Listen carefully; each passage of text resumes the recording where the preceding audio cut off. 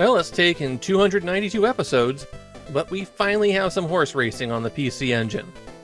And surprisingly, Family Jockey is the only horse racing game on the PC Engine. Or at least I couldn't find another one when going through my reference material. As you might expect from Namco using World in the title, World Jockey is a sequel to Family Jockey. Family Jockey was a surprise hit for Namco on the Famicom, and gave horse racing games something better to do than bet on randomized races. Thing is though, even though Family Jockey was a success, Namco didn't follow up on it. Not until 1991, when they made Family Jockey. This time it was for the Game Boy. They cleaned up a lot of the little problems with the Famicom version of Family Jockey, acting as a kind of sequel, and it reached store shelves in March of 1991. The perfect length of time for Namco to find out that the game was a success, develop a new version for a console, and get it to store shelves. The curious thing is, there's only one more Family Jockey game after this, a sequel on the Game Boy. No Super Famicom games, no PlayStation games, it just stops dead. I kind of suspect that the reason for that is the Derby Stallion series gets started in a couple of months, and that basically sucks up all of the oxygen in the horse racing genre in Japan for the next 10 years. That's just speculation though. Namco just decided to stop pursuing jockey games, and that was it. Obviously, horse racing develops any place where people have ridden horses, so it's not a surprise that Japan has horse racing. But there's a bit deeper cultural connection to horse racing than you might expect. Horse racing is one of the very few completely legal options for gambling in Japan. Most other methods of gambling have a very thin veneer of, it's not actually gambling, wink wink. And yes, the operator of the pachinko parlor will actually say wink. But when it comes to horses, and power boats for some reason, you can go up to a betting window, put down your cash, and if you win, get more cash. It makes playing the ponies one of the more visible cultural institutions when it comes to gambling. And that's why there are so many horse racing games in Japan. As for World Jockey, you've got a big choice right from the main menu. Horseplay or Jockey Play. These are two significantly different game modes, and Jockey Play is kind of the easy version for anybody who wants to just fool around. If you're serious about your horses, then you want Horseplay. The first, and potentially most important choice that you have, is which horse to ride. All of the horses are given 6 stats: speed, stamina, guts, jump, turbo, and type. Speed is the horse's top speed. When you're running a race and you just let it sit there, that's how fast the horse will go. Stamina is basically the horse's life bar. You drain it a little bit every time you use the whip by hitting button 1, and it also goes down when you bump into other horses or fail a jump. If this runs out, then your horse is going to fall way behind. And if it runs out while you're jumping, then your horse is injured and forced out of the race. However, stamina is a resource to be used.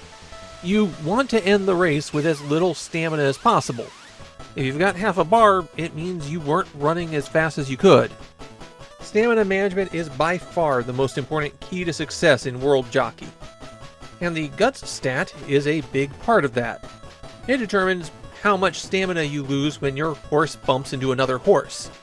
Initially, while I was playing, I decided that jump would be my dump stat, and it turned out that was a very bad idea. Some of the races are steeplechases. You have to jump over barriers. The fences aren't too bad. Hit button 2 when you approach them, you do a little hop, and you're over them. The hedges, on the other hand, require much better jumping. If you have a 0 in your jump stat, then it requires pretty much frame-perfect jumping. If you don't master jumping, you're not going to make progress in World Jockey. The turbo stat is how much of a boost your horse gets when you hit it with the whip. You really need to mash button 1 to whip the horse throughout the race. It's more effective on the straightaways, and on the home stretches when you need to mash the fastest. And turbo determines how much you get out of every button push. As for type, it determines what types of terrain and weather the horse prefers.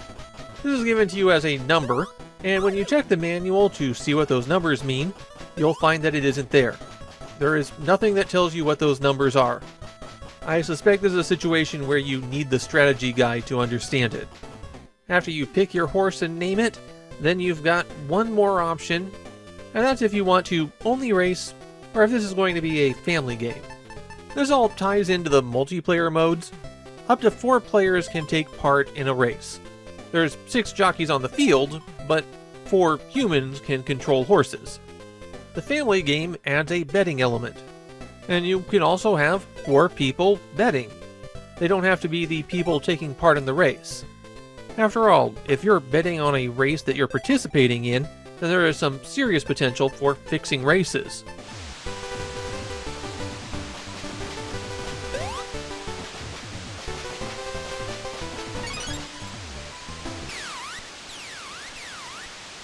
I will have you know that the Namco Horse Racing Authority has cleared me of all charges in this one. For those who don't know how betting on horses works, at least in Japan, there's variations everywhere. You pick out 2 horses for win and place, first or second. Then the payout, if you guessed correctly, is a pretty significant multiplier of your bet. You can have up to 3 bets at the same time in World Jockey, and the odds do seem to adjust based on how the betting goes. Track odds are about the money, not actual statistics. That means with 4 people playing, if they all choose the same likely winners, then the return on that bet is going to be significantly lower. Before the race, you get a list of track conditions, including the distance, weather, terrain, and if it's a steeplechase event. And then you see some information to let you know which horses are favored. The dots and triangles are for their record, and that's all of the information the manual has. Record of what? I don't know. A horse with a lot of bullseyes is considered to be more likely to win, so take that into account for betting. When the race begins, you start whipping your horse with button 1 to keep pace with everyone. A very important thing to know if you're in horseplay mode is that the corner of the track has stat buffs. In that long turn, there will be 2 or 3 tiles that will permanently increase one of your horse's stats. It is generally not possible to get more than 1. And even getting 1 can be tricky if you're locked into a pack. Once I figured out how to play World Jockey, my strategy was to fall back at the curve so that I could have a view of the icons that were coming up, and hopefully get the one that's most useful to me. Then when I get to the home stretch, start whipping like crazy, and hopefully get back into position. In horseplay, you have to finish 4th or better to continue the game.